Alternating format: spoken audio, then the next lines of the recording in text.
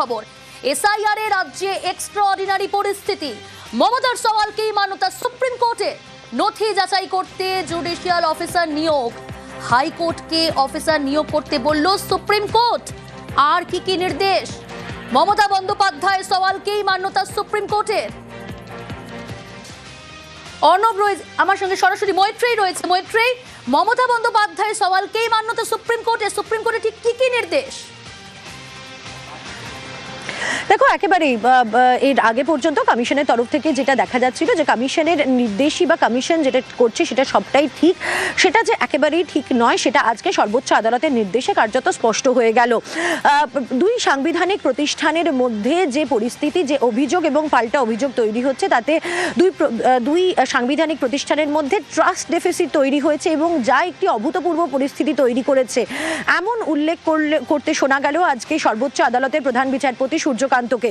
এবং সেখানে দাঁড়িয়েই সর্বোচ্চ আদালতের তরফ থেকে নির্দেশ দেওয়া হলো যে কলকাতা হাইকোর্টের প্রধান বিচারপতিকে নির্দেশ দেওয়া হলো জুডিশিয়াল অফিসার নিয়োগের জন্য। এবং নোটিশের ক্ষেত্রে অর্থাৎ এসআইআর এর যে সমস্ত জটিলতার জায়গা রয়েছে, যে সমস্ত কোয়ারিজ এবং অবজেকশনস রয়েছে, যার ভেরিফিকেশন এখনো বাকি রয়েছে, সেই সমস্ত কাজ এবার জুডিশিয়াল অফিসাররা করবেন। অর্থাৎ এতক্ষণ যে আজকের যে প্রায় 1 ঘন্টার শুনানি হয় সেখানে বারবার করে যেটা প্রশ্ন তোলা হচ্ছিল কমিশনের তরফ থেকে যে কোয়াসি জুডিশিয়াল অফিসার দিচ্ছে না রাজ্য সরকার এবং তাদের যে যোগ্যতা মান হওয়া উচিত সেই যোগ্যতা মানের আধিকারিক দেওয়া হচ্ছে না। রাজ্য যদিও সেই দাবিকে অস্বীকার করে এবং তাদের বক্তব্য যে তাদের ক্ষমতায় যা যা রয়েছে এবং যে সমস্ত আধিকারিকরা এক পার সেই পর্যায়ে রয়েছে তাদেরকেই দেওয়া হয়েছে রাজ্যের তরফ থেকে। কিন্তু এবার আর কোনো আধিকারিক পর্যায়ে নয়, কেন্দ্র বা রাজ্য কোনো আধিকারিক পর্যায়ে নয়, কোয়াসি জুডিশিয়াল অফিসার নয়, এবার একেবারে জুডিশিয়াল অফিসাররা রাজ্যের এই এসআইআর নিয়ে বাকি যে জটিলতা রয়েছে অর্থাৎ যে ভেরিফিকেশনের যে পরবর্তী পদক্ষেপ রয়েছে সেটা তারা করবেন। এই কাজের জন্য সমস্ত জুডিশিয়াল অফিসারদেরকে নিয়োগ করতে বলা হয়েছে এবং তার সঙ্গে সঙ্গেই অবসরপ্রাপ্ত জুডিশিয়াল অফিসাররা, যারা দায়িত্বপ্রাপ্ত জুডিশিয়াল অফিসার রয়েছেন, যারা দায়িত্ববান অফিসার রয়েছেন, তাদেরকেও নিয়োগ করা যাবে। তাদেরকে এই জটিলতার সমাধান করতে হবে। এবং মিনওয়াইল 28 তারিখ একটি তালিকা জাতীয় নির্বাচন কমিশন প্রকাশ করতে পারবে। যদিও সেই তালিকা চূড়ান্ত ভোটার তালিকা হবে না, সেটা জানিয়ে দিয়েছে সর্বোচ্চ আদালত। এরপরেও যাদের যাদের নাম একে একে ক্লিয়ার করতে থাকবে এই জুডিশিয়াল অফিসারেরা, তাদের নামগুলো একটি সাপ্লিমেন্টারি লিস্টে যুক্ত হবে। মার্চের প্রথম সপ্তাহে সর্বোচ্চ আদালতে ফের বাংলার এসআইআর মামলার শুনানি হবে বলে আজকে জানিয়েছেন প্রধান বিচারপতি সূর্যকান্ত। বেশ মৈত্রেয়ী, মুখ্যমন্ত্রীর সওয়ালকে মান্যতা দিয়েই মানুষের অধিকার রক্ষায় জুডিশিয়াল অফিসার নিয়োগের নির্দেশ সুপ্রিম কোর্টের। মন্তব্য আইনজীবী কল্যাণ বন্দ্যোপাধ্যায়।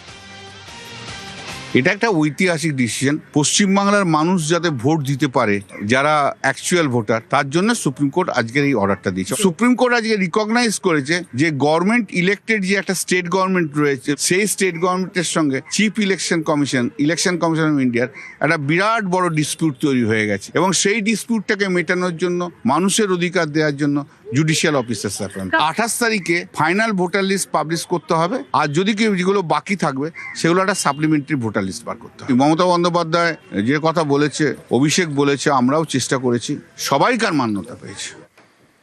এতদিন নির্বাচন কমিশন ভাবতো তারাই শেষ কথা, সেই মানসিকতা শেষ হলো। সুপ্রিম নির্দেশের পর কমিশনকে নিশানা কল্যাণ বন্দ্যোপাধ্যায়। ভারতবর্ষের ইলেকটোরাল রিফর্মসের আজকে ইতিহাস তৈরি হলো। এই যে চিফ ইলেকশন কমিশনার ভাবতো তিনি ছাড়া কিছু হবে না, আজকে তা শেষ। আজকে সুপ্রিম কোর্ট বলল এই যত কেস আছে, যা ক্লেম আছে, যা অবজেকশন আছে, যেগুলো ডাউটফুল আছে, যে chief justice of Calcutta high court তিনি জুডিশিয়াল অফিসার্স অ্যাপয়েন্ট করবেন, যে ডিস্ট্রিক্ট জাজ এবং অ্যাডিশনাল ডিস্ট্রিক্ট জাজের লেভেলে এক্স জুডিশিয়াল অফিসারদেরও অ্যাপয়েন্টমেন্ট করতে পারেন। তারা ডিসাইড করে নেবে যে এই ক্লেমগুলো কারেক্ট কি নট কারেক্ট। অতএব final decision will be taken by the judicial officers, যাদেরকে আজকে সুপ্রিম কোর্টের অর্ডারের মধ্যে দিয়ে দিল। সুপ্রিম কোর্ট কথাও বলেছে ভারতবর্ষের সংবিধানের মানুষের অধিকার হচ্ছে সবচেয়ে বড় অধিকার এবং যত ডকুমেন্ট আছে যেগুলো আপলোড দিয়েছে আপলোডও হয়নি, সেই ডকুমেন্টকেও এক্সামিন করতে হবে। ডিজিকে বলেছে যে ল অ্যান্ড অর্ডার যা আছে যাতে মেনটেন হয়, সেই ল অ্যান্ড অর্ডার দেখতে। প্রতিটি এসপি কে বলেছে এই যে এক্সারসাইজটা যখন হবে তখন এসপি তার পুলিশ ফোর্স নিয়ে যা যা হেল্প করতে হবে, স্টেট গভর্নমেন্টকে সমস্ত ইনফ্রাস্ট্রাকচার দিতে হবে। নির্বাচন কমিশনের উপর কার্যত অনাস্থা প্রকাশ সুপ্রিম কোর্টে। কমিশনকে তোপ তৃণমূল মুখপাত্র অরূপ চক্রবর্তী। কার্যত নির্বাচন কমিশনের উপর অনাস্থা জ্ঞাপন করলো স্বয়ং দেশের সর্বোচ্চ আদালত। জুডিশিয়াল অফিসার দিয়ে ডকুমেন্ট ভেরিফাই করাতে হবে, অর্থাৎ নির্বাচন কমিশন যে একতরফা ভাবে এতদিন মাইক্রো অবজারভার ডিপ্লয় করে এই নাম বাদ দেওয়ার পরিকল্পনা করেছিল, আগের দিনই সেটা খারিজ করেছিল। তারপরও দাঁড়িয়েও নির্বাচনের কাজে সংযুক্ত নির্বাচন আধিকারিকরা, অর্থাৎ যারা কেন্দ্রের কথায় অঙ্গুলি হলে কাজ করতে বাধ্য হচ্ছে এবং যাদেরকে ব্যবহার করে, এর আগে আমরা দেখেছি অভিষেক ব্যানার্জি সেই চ্যাট পাস করেছেন যেখানে পরিষ্কার বলা হচ্ছে যে কিভাবে ভোটারদের নাম বাদ দিতে হবে। এই ঘটনার প্রেক্ষিতে সুপ্রিম কোর্টের আজকে এই পর্যবেক্ষণ বুঝিয়ে দিল যে নির্বাচন কমিশন আসলে ভোট চুরি প্রমাণ করে দিল। এই পর্যবেক্ষণ যে নির্বাচন কমিশনকে ব্যবহার করে ভোট চুরি করার জন্য এই গোটা নীল নকশাটা সুপ্রিম কোর্ট কার্যত খারিজ করে দিল। শুধু তাই নয়, সপাতে গালে থাপ্পড় মারা যাকে বলে, এবং মমতা ব্যানার্জি যে সওয়াল করেছিলেন সুপ্রিম কোর্টে সেই সওয়ালকে মান্যতা দিল আজকে খোদ দেশের আদালত। রাজ্য সরকারের অসহযোগিতার জেরেই লজিক্যাল ডিসক্রিপেন্সি বা যুক্তিগ্রাহ্য তথ্য বিভ্রাট হয়েছে, তোপ অগ্নিমিত্রা বলে। লজিক্যাল ডিসক্রিপেন্সিটা তো মমতা ব্যানার্জির সরকারের অসহযোগিতার জন্যই তো হয়েছে। আজকে তো আরো 11টা রাজ্যে হচ্ছে, তামিলনাড়ু, কেরালাও রয়েছে, যেটা তো বিজেপি সরকার নয়। প্রায় 60 লক্ষর ওপর নাম কাটা গেছে আমি শুনলাম গুজরাটে। তাই মমতা ব্যানার্জি বারবার যেটা বলেন যে ভিন্ডিকটিভ অ্যাটিটিউড করা হচ্ছে পশ্চিমবঙ্গের ওপরে, সেটা যে একেবারেই নয় এটা প্রমাণ হয়ে গেল। এবং প্রথম থেকে যদি এই সরকার সহযোগিতা করত তাহলে আজকে প্রতিটা যে ডেট সেগুলো চেঞ্জ করতে হচ্ছে, পিছিয়ে যেতে হচ্ছে। এদিকে আজ ফের কমিশনের সামনে সেখানে বিএলওদের বিক্ষোভ। মালদার সুজাপুরে বিএলওদের প্রতিবাদ বিক্ষোভ, এবং যে ছবি নতুন নয়, এর আগেও দেখেছি। আর আজকে যে ছবি দেখাচ্ছি আপনাদের মালদার সুজাপুরের ছবি, বিএলও মৃত্যুর প্রতিবাদ, কমিশনের দফতর ঘেরাও করে বিক্ষোভ বিএলওদের একাংশে। বিক্ষোভ আটকাতে গেলে পুলিশের সঙ্গে হাতাহাতি হয় বিএলওদের।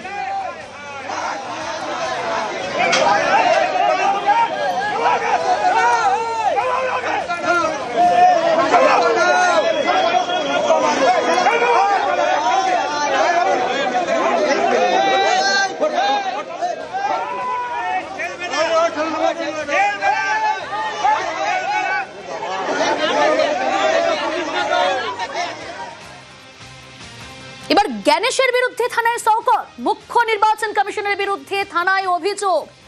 কি অভিযোগ, কি কারণে এবার থানায় শওকত মোল্লা, জানার চেষ্টা করব। অনুপ রয়েছে আমার সঙ্গে। অনুপ, দেখো, আজকে সকালবেলায় হচ্ছে ক্যানিং পূর্বের বিধায়ক শওকত মোল্লা, তিনি কিন্তু তার এলাকার বেশ কয়েকজন মানুষকে নিয়ে হচ্ছে ক্যানিং 2 নম্বরের জীবনতলা থানায় একটি অভিযোগ দায়ের করে। তিনি দাবি করছেন যে এই যে ক্যানিং 2 নম্বর ব্লকে যেসব বৈধ ভোটার হওয়া সত্ত্বেও তাদের 2002 সালের নাম ছিল এবং তার পূর্বপুরুষদেরও কিন্তু ভোটার লিস্টে নাম ছিল। এসআইআর প্রক্রিয়ায় বারবার ভোটার লিস্ট থেকে তাদের নাম্বার যাওয়া নিয়ে তারা কিন্তু আজকে জীবনতলা থানায় একটি জাতীয় নির্বাচন কমিশনের বিরুদ্ধে একটি অভিযোগ দায়ের করেন।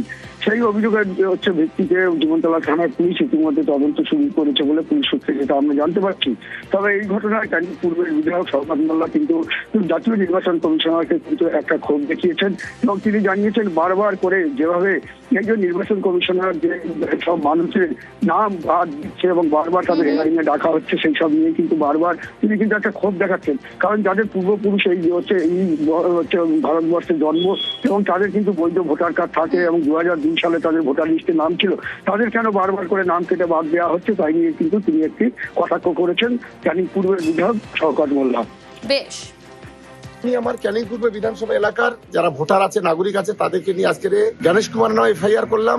এই ধরনের বিজেপি দালালতি করে কোন ইলেকশন কমিশন এই সর্বপ্রথম আমরা এই ভারতবর্ষের মাটিতে দেখলাম, এই বাংলার মাটিতে দেখলাম। সংখ্যালঘুদের ভোট কেটে বিজেপির হাতটাকে শক্তিশালী করার যে চক্রান্ত গণেশ কুমার করছে, আমি মনে করি এই চক্রান্ত বাংলার মানুষ তাকে সফল হতে দেবে না। আমি গণেশ কুমারকে এটাই বলবো যে মানুষের তাদের নাগরিকত্ব নিয়ে, মানুষের ভোটাধিকার নিয়ে আপনি ছিনিমিনি খেলা করবেন না, এটা আমার অনুরোধ আপনাদের কাছে।